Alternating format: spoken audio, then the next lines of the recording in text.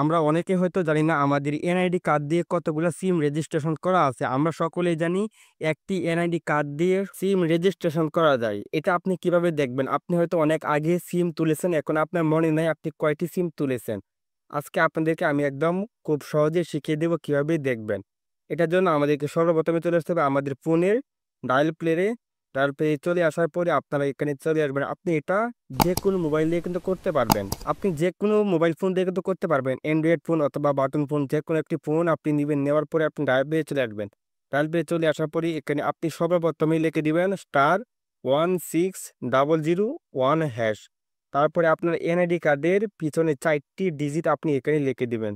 আমি 4টি ডিজিট লিখে দিচ্ছি।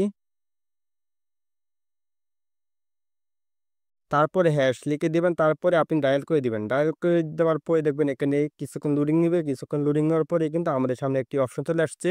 এখন আমি ওকে অপশনের উপর টাচ করে দিলাম। টাচ করে দেওয়ার পরে আমি এখন এখান থেকে বাহির হয়ে যাব।